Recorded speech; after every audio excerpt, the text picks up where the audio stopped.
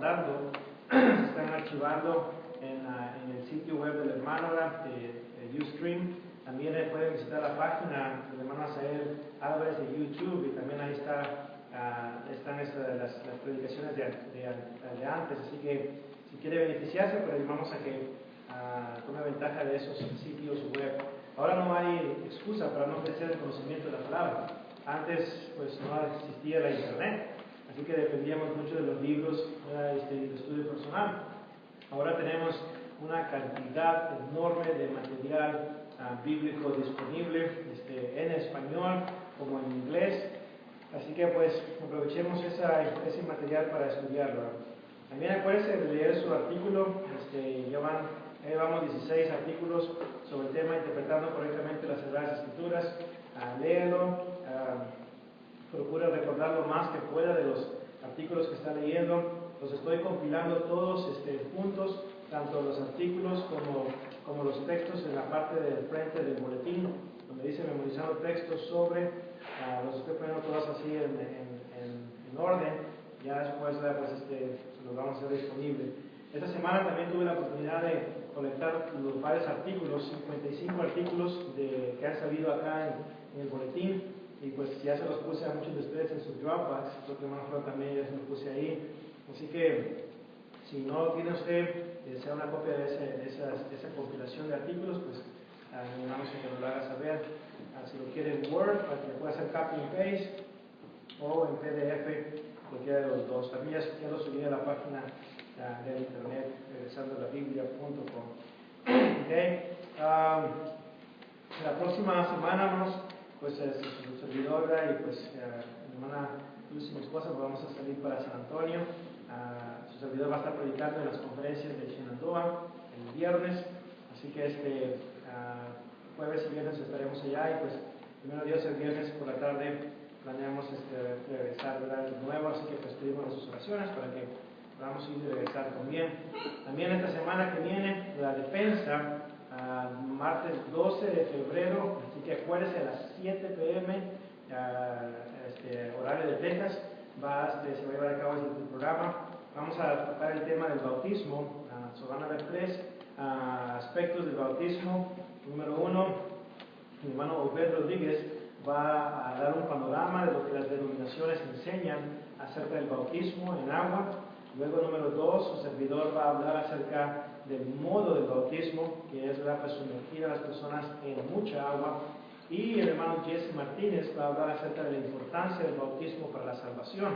Entonces, son 3 puntos muy importantes en cuanto al bautismo, pues, que vamos a estar tratando. Si ustedes tienen algún tema en particular que lo tratemos en la defensa, pues mándenos un correo electrónico, un mensaje, y pues con mucho gusto lo consideraremos para poderlo presentar ahí. Este va a ser el programa número 4 ya, ¿verdad? Y pues esperamos en Dios que un día podamos llegar a como 1000 programas, ya con la tecnología más avanzada, ¿verdad? Así que pues hay mucho de lo cual podemos hablar, ¿verdad? En cuanto a las peticiones de oraciones, pues también hablamos con los hermanos Hernández, de que regresan la próxima semana, así que pues, esta semana, no la próxima, ya estamos el primer día de la semana, así que regresan así para Querétaro, así que pues esperamos que Dios les lleve con bien. Así que pues con esto en mente, pues vamos a ir a Dios en la primera oración, y luego después tendremos los cantos, Santa Cena, y luego nuestro hermano nos va a estar predicando la palabra.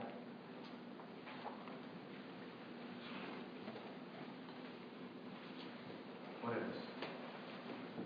Bendito Padre, que moras en el cielo, en la eternidad, en esta mañana, te dirigimos en tu presencia para agradecerte la oportunidad que nos das para alabar tu nombre. Gracias, Padre, porque estamos aquí reunidos como hermanos, conviviendo, Señor, y contentos porque estamos frente a tu presencia. Esperamos que en esta mañana te agrades de lo que hacemos, de las alabanzas, de las oraciones que elevamos, y también, Señor, de la predicación que será expuesta en esta mañana. Bendice a nuestro hermano Jaime, que se ha preparado, y a cada uno de nosotros para poder retener esa palabra y sobre todo, Señor, ponerla en práctica. Pedimos por nuestros hermanos que no han podido venir, por nuestros hermanos enfermos, por nuestro hermano Joaquín, padre y su familia, y bendícele en su salud, y muchos otros hermanos en todas partes del mundo que están necesitando de tu ayuda, necesitan de tu mano, Señor, para que puedan hermanos. Gracias te damos y ponemos todo esto en tus manos. Lo pedimos en el nombre de tu Hijo Cristo Jesús. Amén. La lectura la vamos a tener en el libro de Santiago, Santiago capítulo 4, versículo 11 al versículo 17. Santiago 4, versículo 11 en adelante. Hermanos, no murmuréis los unos de los otros. El que murmura del hermano y juzga a su hermano, murmura de la ley y juzga a la ley. Pero si tú juzgas a la ley, no eres hacedor de la ley, sino juez.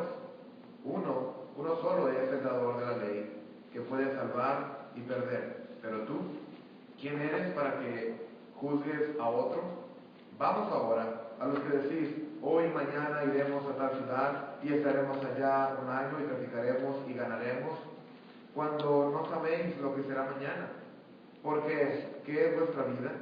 Ciertamente es neblina que se aparece por un poco de tiempo y luego se desvanece.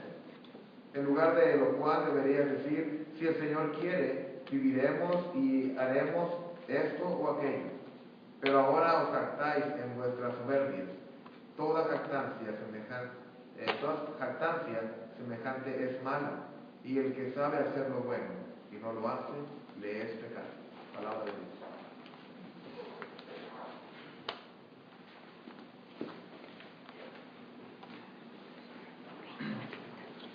Hermanos, vamos a entonar este pequeño himno, pequeño canto, doxología, al puro inicio.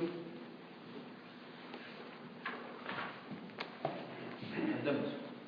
A Dios el Padre celestial,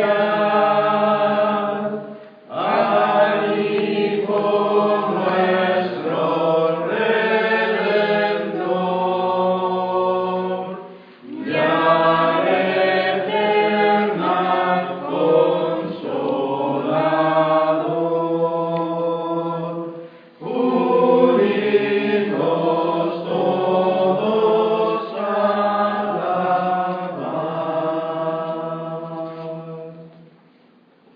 Himno número 25. Meditar. Cantemos. Meditar en que hay un hogar en la margen del río de luz, donde van para siempre a gozar los creyentes en Cristo Jesús. Más allá, meditar en que hay un hogar. Más allá,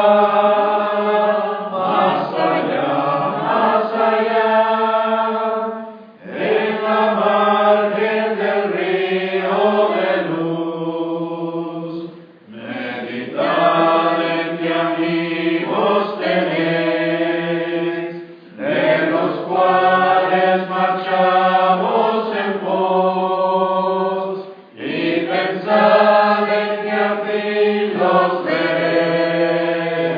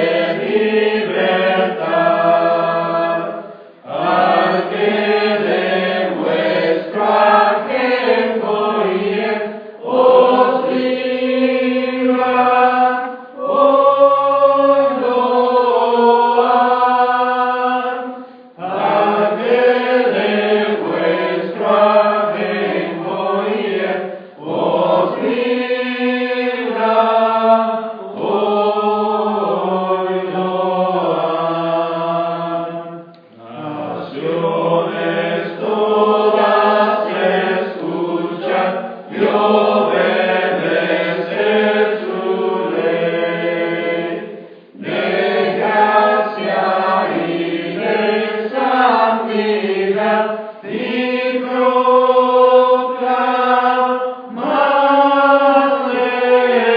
Rey. De gracia y de santidad y proclamarle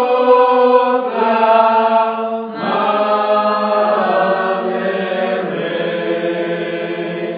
Dios quiera que todos que están del trono en derredor cantemos por la eternidad a Cristo el Salvador. Cantemos por la eternidad a Cristo el Salvador.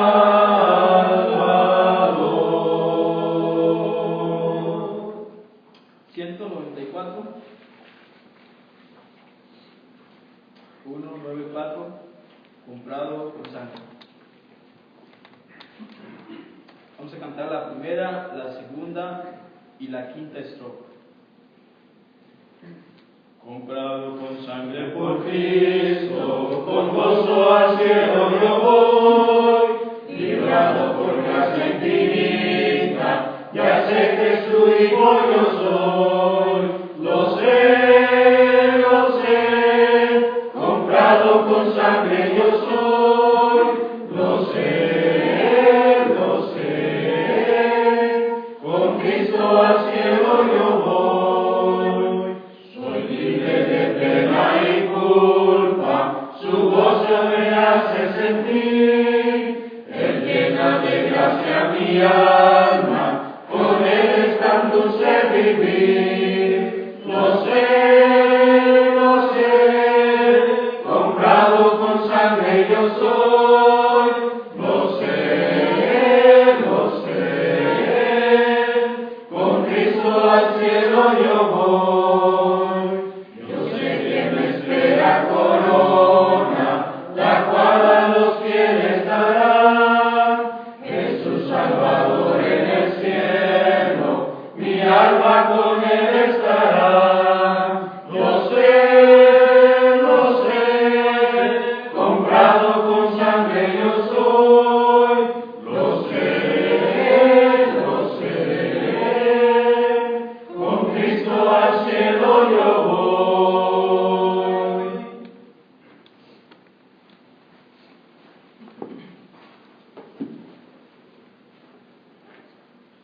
Hermanos, vamos a participar de la Santa Cena recordando la muerte en aquella Santa Cruz de nuestro Señor Jesucristo, en memoria de ese sacrificio que hizo por todos nosotros.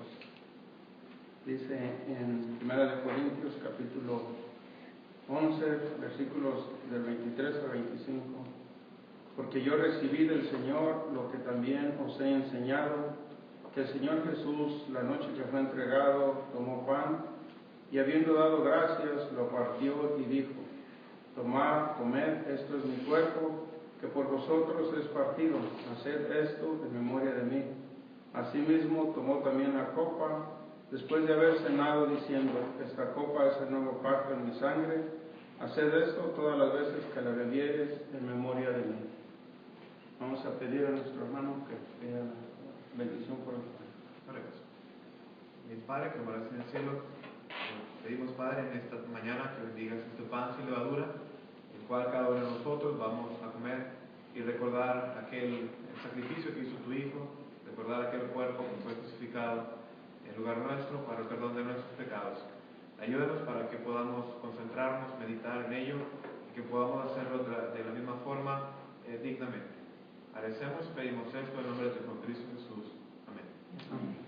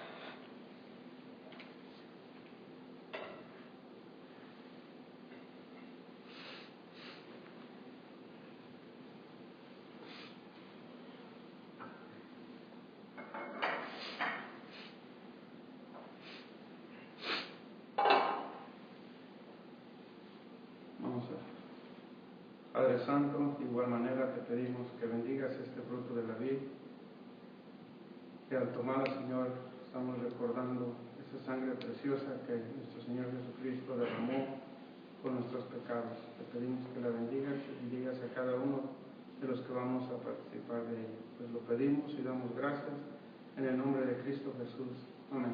Amén.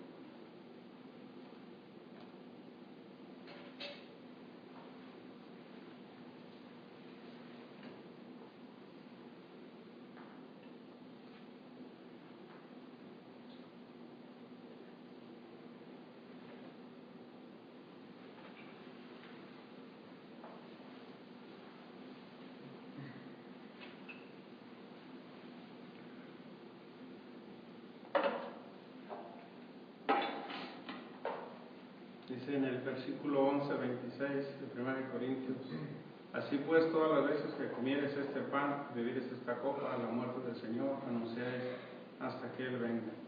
Así es como hemos cumplido con este mandamiento, y vamos a cumplir con otro mandamiento sobre la ofrenda, y vamos a tener una pequeña lectura en 2 Corintios capítulo 8, versículos del 1 al 5. Así pues, hermanos, nos hacemos saber la gracia de Dios que se ha dado a las iglesias de Macedonia, que en grande prueba de tribulación la abundancia de su gozo y su profunda pobreza abundaron en riquezas de su generosidad, pues doy testimonio de que con agrado han dado conforme a sus fuerzas y aún más allá de sus fuerzas, pidiéndonos con muchos ruegos que les concediésemos el privilegio de participar de este servicio para los santos, y no como lo esperábamos, sino que asimismo se dieron primeramente al Señor y luego a nosotros por la voluntad de Dios. Oremos. Padre nuestro que moras en el cielo, ahora queremos pedirte que bendigas esta ofrenda, la cual será levantada. Pedimos, Señor, que ayudes a esta congregación para que sea administrada de la mejor forma. Y también queremos agradecerte porque nos has bendecido en esta semana, nos has protegido y nos has dado sustento. Y ayúdanos, Padre, a reconocerlo siempre y ser agradecidos contigo y poner, Padre, en esta ofrenda lo que hemos apartado con tiempo. Gracias te damos, Dios, por el trabajo, la fuerza, la salud que nos das para poder hacer nuestras actividades y poder también tener ese sustento. Te pedimos y agradecemos pedimos por la ofrenda. Todo lo pedimos a nuestro Cristo Jesús. Amén. Amén.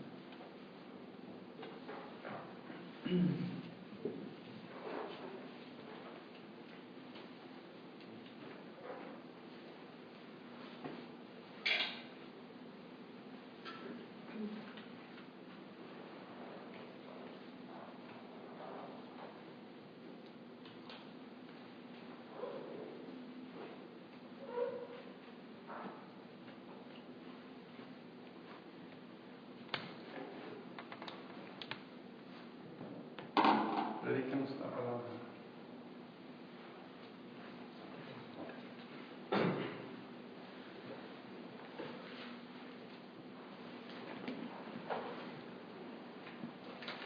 Dios les bendiga, hermanos, esta mañana.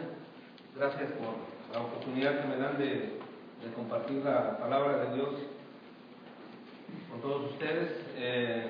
Reciban un saludo de nuestros hermanos allá en el pueblo de San Pedro Aguacatlán, así se llama, tanto difícil para algunos de por acá. San Pedro Aguacatlán es un suburbio de San Juan del Río, y ahí estamos haciendo nuestro esfuerzo de agradar a Dios, tratando de predicar la palabra en aquel lugar. Y bueno, gracias nuevamente por la oportunidad. Hermanos, el tema que hoy quiero tratar con ustedes es precisamente del libro o de la carta de Santiago que han estado considerando en su estudio bíblico. Y bueno, como todos ustedes saben, Santiago nos trae muchas enseñanzas prácticas para nuestra vida cristiana, y esta no es la excepción. Cuando yo digo la palabra ateo, ¿qué es lo primero que viene a su mente? Quizás venga aquel amigo o familiar que en las reuniones familiares trata de impresionar a los presentes diciendo que Dios no existe. O a lo mejor viene aquel señor que está parado en la esquina de una calle y que mira hacia el cielo y desafiando a Dios le dice: hey, si existes, mátame en 10 segundos, y luego empieza la cuenta regresiva de 10, 9, 8. O quizás venga a su mente aquel maestro universitario que con una voz pausada y tranquila le dice a sus alumnos que el concepto de Dios es un concepto anticuado y pasado de moda. Bueno, si bien las representaciones que les estoy mencionando son reales, vaya, algunas de ustedes a lo mejor fue lo primero que pensaron cuando yo mencioné la palabra ateo.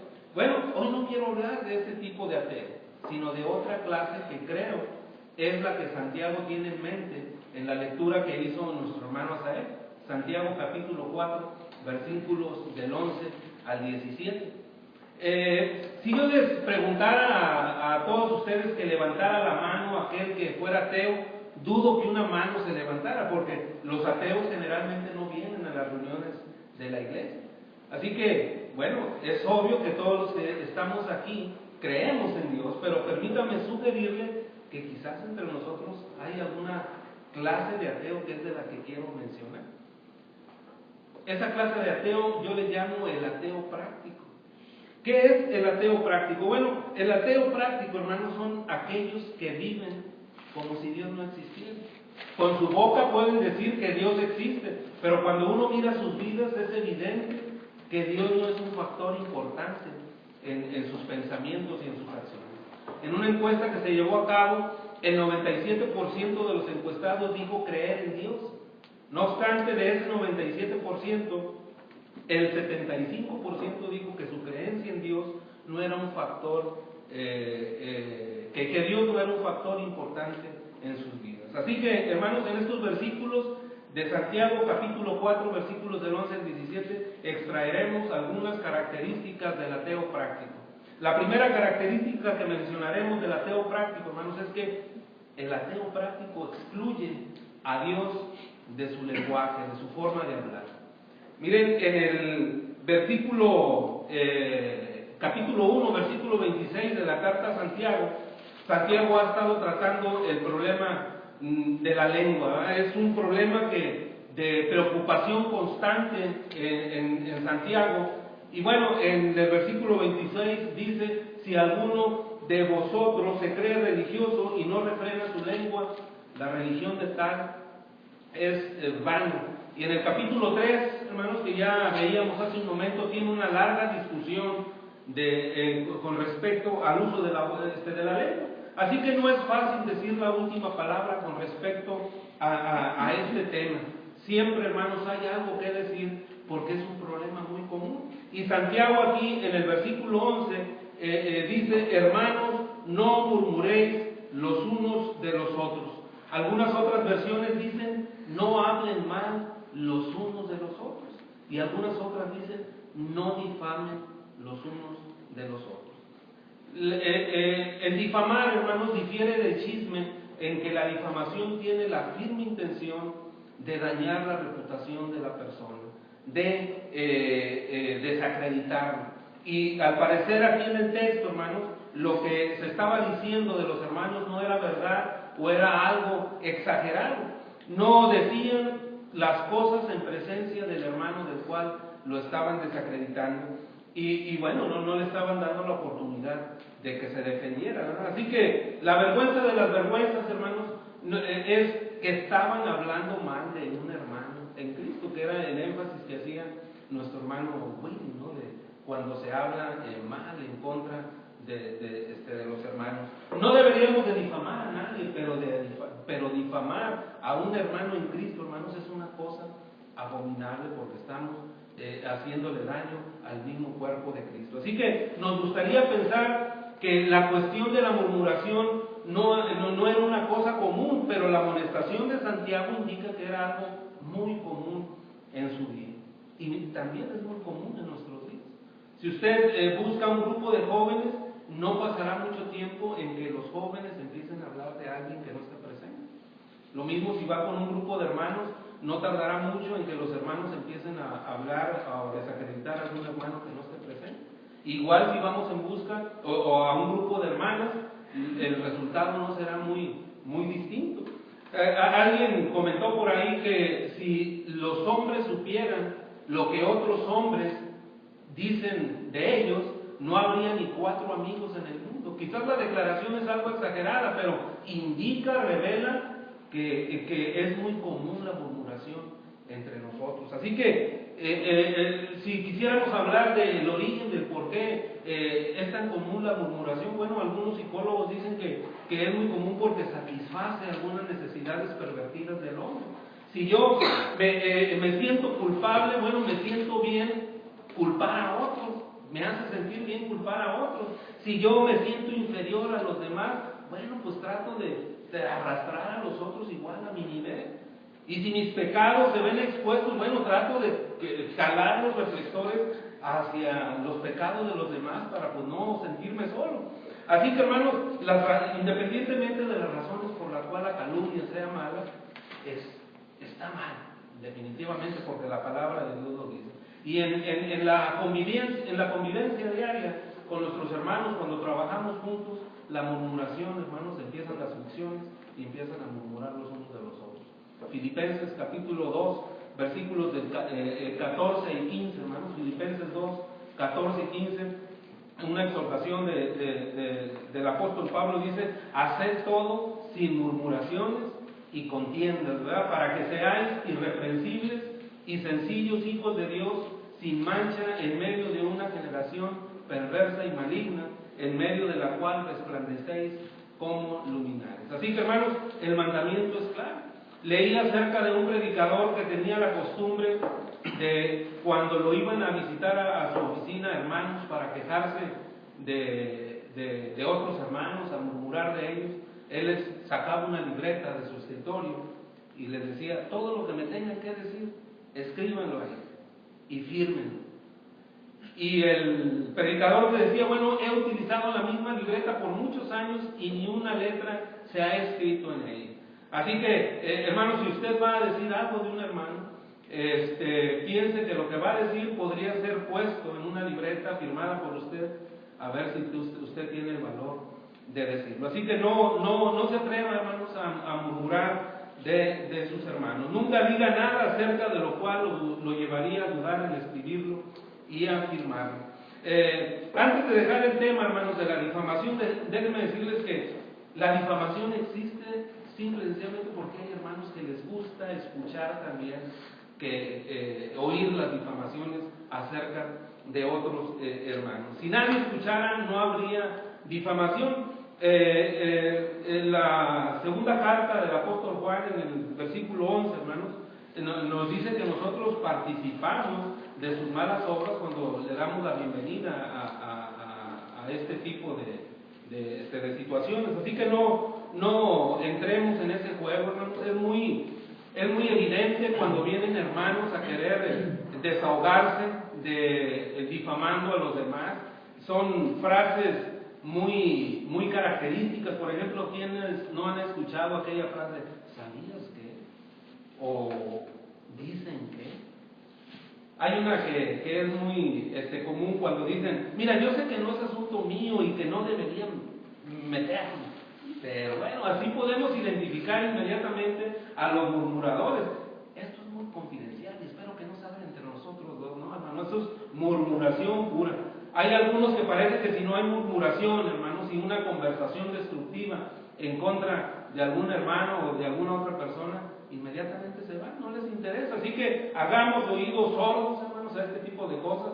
Proverbio 25, versículo 23, Proverbio 25, versículo 23 dice: el viento del norte ahuyenta la lluvia, y el rostro airado la lengua detractora. Así que, hermanos, no participemos de las malas obras de los difamadores y los murmuradores.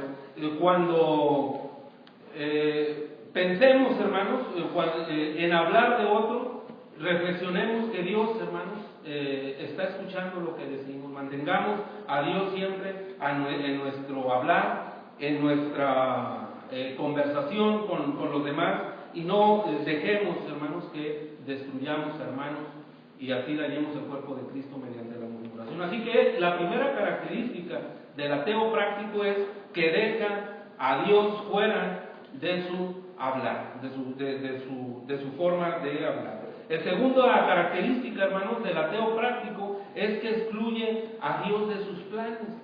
Miren, del versículo 13 al 16, hermanos, Santiago narra algunas acciones de unos judíos que estaban planeando ir a comerciar. Antes del cautiverio, hermanos, los judíos básicamente eran un pueblo agrícola, se dedicaba a la agricultura. No obstante, después de que fueron dispersados, tuvieron que adaptarse a nuevas formas de vida, porque si no, pues morirían, ¿no? Tenían algo en qué sacar para su sustento. Y bueno, descubrieron en el comercio una nueva forma para sacar este sostenimiento. He escuchado muchos comentarios acerca de los judíos de desprecio con respecto a su habilidad para los negocios. Por ejemplo, allá en México es muy común escuchar la frase: uy, regateas como un judío, ¿no? Bueno, esto, hermanos, en lugar de ser un insulto, es un tributo a su tenacidad por la vida, porque son muy buenos para hacer negocio. En los tiempos de Santiago, dicen los comentaristas, que los judíos eran invitados a otros países para mejorar la economía de ellos, por la facilidad que tenían para hacer negocios. Y en nuestro texto, hermanos, Santiago está presentando algunos que se habían enterado, ya sea por alguna información que tenían o por invitación, de hacer unos negocios jugosos. Y él dice ahí en el versículo 13, dicen: vamos ahora. Esa es una frase que significa: hey, escúchenme, escúchenme. Dice Santiago: los que decís hoy y mañana iremos a tal ciudad y estaremos allá un año, traficaremos y ganaremos, ¿no? La palabra decís aquí, hermanos, dicen ahí los especialistas en el significado de las palabras, que significa hablar después de un razonamiento muy meticuloso y de una planeación muy meticulosa. Es decir, ellos habían planeado cuidadosamente el ir a hacer negocios a donde lo estaban planeando hacer. Y fíjense cuál cuidadosa había sido su planeación. Habían planeado el tiempo de inicio, habían dicho hoy y mañana, habían planeado el lugar para comerciar, para hacer los negocios. Me los imagino señalando en un mapa: mira, iremos a tal ciudad, ¿verdad? También habían planeado cuánto tiempo duraría la aventura. Ellos dicen: estaríamos allá un año, y habían planeado su actividad, traficar. En pocas palabras, comprar bajo y vender caro. Era lo que ellos hacían, ¿no? Entonces, ¿se está condenando aquí, hermanos, el hecho de hacer negocios o el de planificar? Por supuesto que no, no hay nada malo en hacer negocios, en sacar alguna ganancia razonable de las inversiones que uno hace, como tampoco es malo planear. Efesios capítulo 5, versículo 16, habla de que necesitamos aprovechar el tiempo, y si no planificamos es evidente que nosotros no podemos aprovechar el tiempo. Así que, ¿de qué está hablando Santiago? ¿En contra de qué está hablando? Bueno, lo dice claramente ahí, hermanos. Si ustedes vuelven a leer el versículo 13, no hay ningún indicio, hermanos, de Dios en esa lectura. Es decir, están dejando afuera a Dios de sus planes. No hay una palabra acerca de lo que Dios podría pensar acerca de lo que ellos estaban planeando. Y si ustedes se hubieran preguntado a ellos que si creían en Dios, ellos hubieran dicho que sí, pero sus acciones estaban evidenciando que en realidad no estaban creyendo en él, porque no lo estaban considerando, unos ateos prácticos. Así que en los siguientes versículos Santiago muestra la insensatez de estos judíos de no estar considerando, hermanos, la voluntad de Dios. En el versículo 14, ellos eran insensatos porque no tomaron en cuenta lo incierto que era la vida. ¿Sí? Santiago dice, cuando no sabéis lo que será mañana. Planearon confiadamente hacer negocios durante un año, pero en realidad ni aún sabían si iban a vivir el siguiente día. Para empezar, planearon empezar mañana, pero no sabían si mañana iban a tener vida. Iban a estar un año, pero no sabían si iban a vivir ese año. La vida es incierta, hermanos. Algo que podría interrumpir sus proyectos cuidadosamente planeados era que la vida se las podía interrumpir en forma inmediata. Era la muerte, hermanos, la que les podía interrumpir. También eran insensatos porque no tomaron en cuenta la brevedad de la vida. En la segunda parte del versículo 14, Santiago utiliza una figura, hermanos, una pregunta que debería de estimular nuestro pensamiento. Él hace la pregunta, ¿qué es vuestra vida? ¿Qué responderíamos nosotros si nos preguntaran, ¿qué es vuestra vida? Bueno, si le preguntamos a una persona del mundo, podría responder, la vida es levantarme en la mañana, ir a trabajar y dormirme. Y en la mañana volverme a levantar, ir a trabajar y dormir. Pero los cristianos no podríamos responder eso. Los cristianos, hermanos, para nosotros la vida es un periodo de preparación para la vida eterna. Es un periodo de guerra espiritual, ¿verdad?, contra las huestes de Satanás. Es un periodo de decisión en el cual tenemos que decidir si servimos a Dios o no. Y también, hermanos, podríamos responder que es un regalo de Dios. Pero el énfasis de Santiago aquí, hermanos, es que la vida es muy corta. Y hace la comparación en la última parte del versículo 14, que ciertamente es como neblina que se aparece por un poco de tiempo y luego se desvanece. ¿Sí? Muchas ilustraciones se dan en la Biblia acerca de la brevedad de la vida. En el libro de Job encontramos algunas de ellas. En el capítulo 9 se le compara a la brevedad de la vida, hermanos, a un rápido corredor, en el versículo 25. También en el versículo 26 se le compara a una águila veloz. Y, hermanos, a una sombra efímera en el capítulo 8, versículo 9. Pero ninguna figura, hermanos, es tan gráfica como la que da Santiago aquí de la neblina. ¿Quién no ha visto la neblina en su vida? Su servidor, hermanos, y ustedes tienen su casa allá en Querétaro, en una colina. Vivimos en una montaña. Y en ocasiones que voy a dejar a mi hija a la escuela, salgo y está la neblina cubriendo la montaña. Bajo, la llevo, y cuando regreso, me tardaré 10, 15 minutos. Cuando regreso ya no hay neblina. ¿Ven, hermanos? Así de breve es la vida. Un coágulo de sangre diminuta que corre por nuestras venas podría incrustarse en nuestro corazón e inmediatamente podemos perder la vida. Va uno manejando, se poncha la llanta, se voltea el carro y así de pronto podemos perder nuestra vida. Así que el Proverbio capítulo 27 versículo 1 aplica muy bien a los mercaderes que estaban haciendo planes sin considerar a Dios. Proverbio 27, 1, hermanos, dice: no te jactes del día de mañana, porque no sabes qué dará de sí el día. Los ricos mercaderes, hermanos, estaban pensando en términos de 365 días de negocios, pero ellos no sabían si iban estaban seguros del mañana.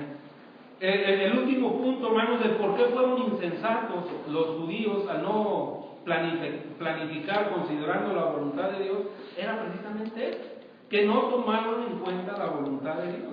Fíjense el versículo 15, ahí en Santiago, dice Santiago: en lugar de lo cual deberáis de decir, si el Señor quiere, viviremos y haremos esto o aquello. La frase "si el Señor quiere", hermanos, ¿qué es lo que revela cuando la escuchamos de una persona? Revela, primeramente, que cree en Dios. En segunda, que él cree que Dios está en control de todas las cosas. Y en tercera, que él depende de la guía y del control de Dios en su vida. Así que esta frase de si el Señor quiere es una frase constante en algunos escritores del Nuevo Testamento. Por ejemplo, el apóstol Pablo en Hechos capítulo 18, Hechos 18 versículo 21, hermanos. Pablo dice al pueblo de Éfeso, pero otra vez volveré a vosotros, y luego agrega, si Dios quiere. ¿Sí? Y si vamos a la carta a los Corintios, en el capítulo 4, versículo 19, primera carta a los Corintios, capítulo 4, versículo 19, dice Pablo, le hace la promesa a los Corintios, pero iré pronto a vosotros si el Señor quiere.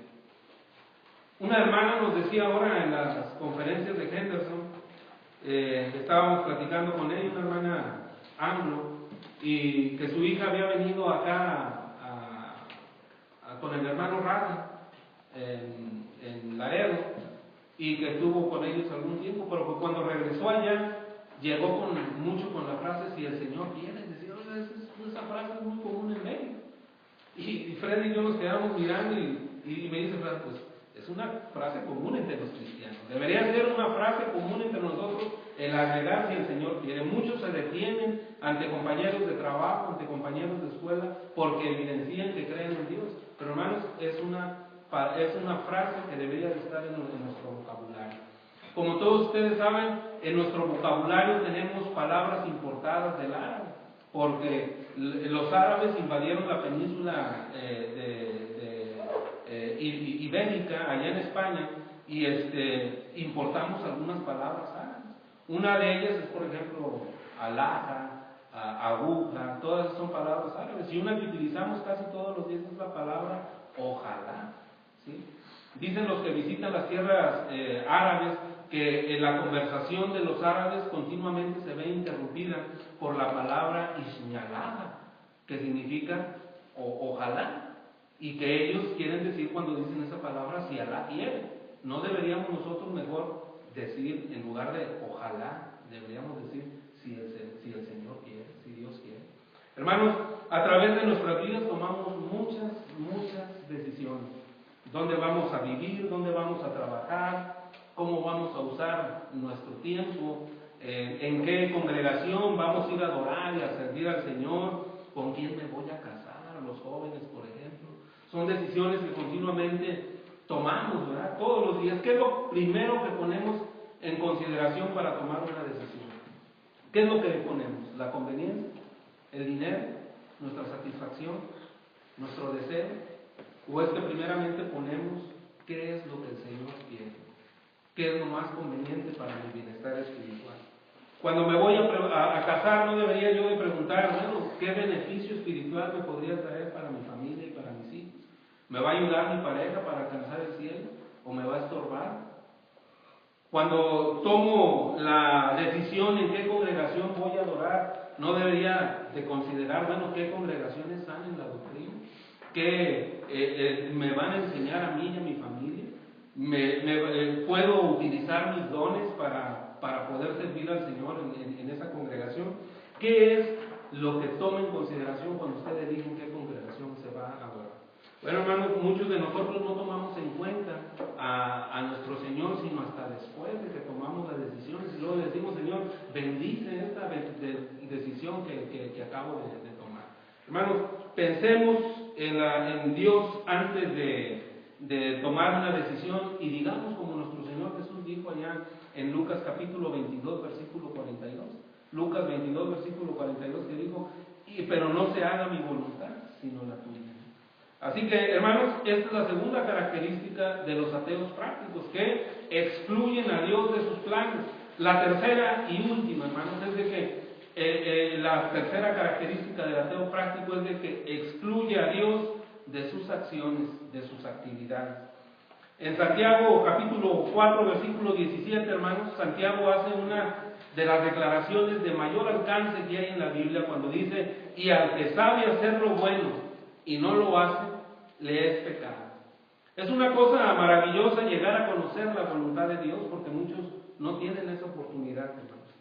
Pero aquellos a los que Santiago estaba escribiendo, sabían lo que era correcto y lo que era malo, sabían lo que era bueno y lo que no lo era.